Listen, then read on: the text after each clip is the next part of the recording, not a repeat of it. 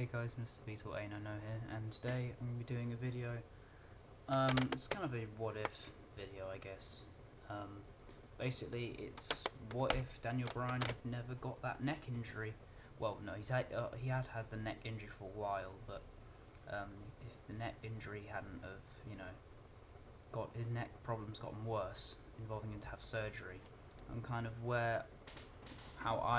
this is kind of a mixture of where I think they were going and how I would have done it. So I hope you enjoy this, and let me know if you'd like me to do any more what ifs. But okay, let's just get on with the video. So basically, obviously Daniel Bryan wins the WWE World Title at WrestleMania 30, and he makes Batista tap out in.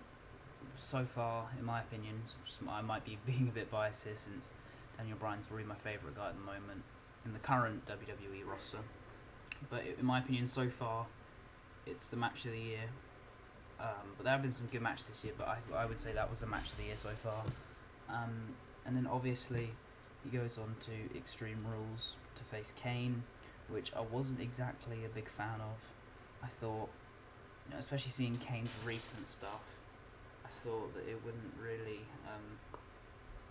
be a good match. I thought it would be really awkward.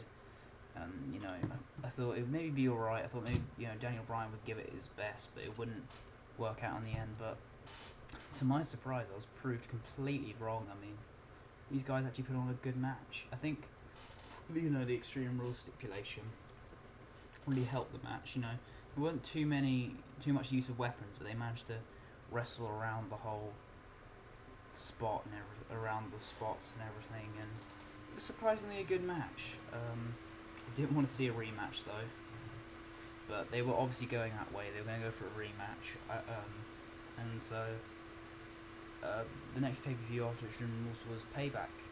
It was Payback. I was kind of doubting myself there for a minute, but it was Payback, and they were clearly going to go for a second match between these two. But obviously the injury caused this to happen, and they, tried to change it by allowing Bryan time to recover and then have the stretcher match at Money in the Bank, but that obviously never happened either.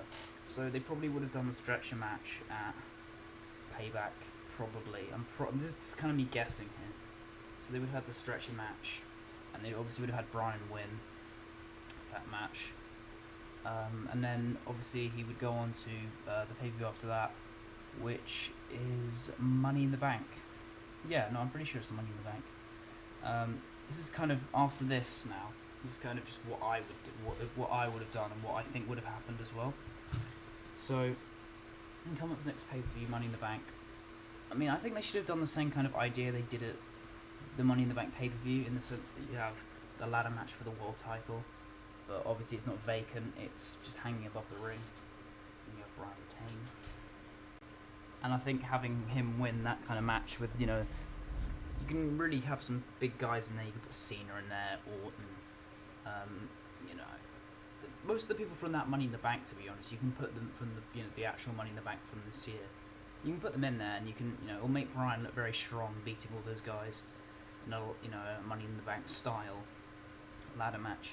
And, I think this would really help, give Bryan some momentum as champion. So then the final pay-per-view for SummerSlam would be Battleground.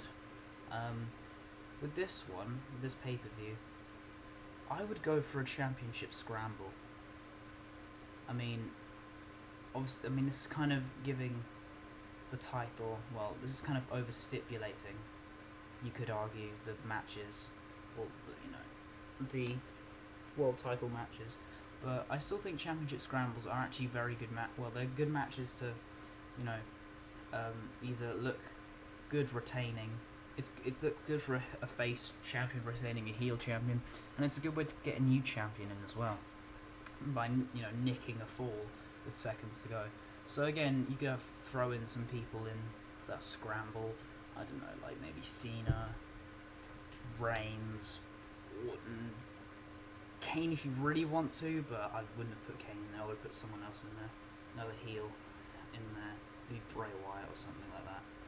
And you have Bryan again, against all odds, managed to hold onto the title, and again, just keeping him really strong as champion. And then finally we get to the pay-per-view SummerSlam, which is where I think WWE were going to have Bryan lose the title. And I still think he would have come up against Brock Lesnar. I would guess. I think the plan for Brock Lesnar coming in was, obviously going to happen. I think that was always going to happen. I don't think they did that last minute. The only difference was that they put Cena win Money in the Bank and all that.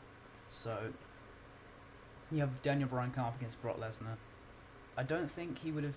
Well, I don't think Bryan would have took the beating that Cena did. I think Bryan would have put up more of a fight. Lesnar would have been dominant in the match, but I think Bryan would have put up more of a fight. A lot. It would have been, obviously without the Extreme Rules stipulation, it would have been a lot more like the CM Punk match where he gets a lot more offense in. He has, times where you think he can actually win, but in the end you have him lose to Lesnar, which, if you're gonna have him end the streak, it kind of makes sense for him to be, the world champion, I guess. And then you have the rematch. You could have the rematch Night Champions, and then you have him Bryan come close again. And then you have him lose to Lesnar. I haven't thought about feuds after the world title victory, after losing the world title. I've only thought up to what I would do and how I think WWE were going to do it. So yeah, I hope you enjoyed this what if video, guys. Please let me know if you enjoyed it, and I might do more of these. Alright, thanks for watching. Please like and subscribe.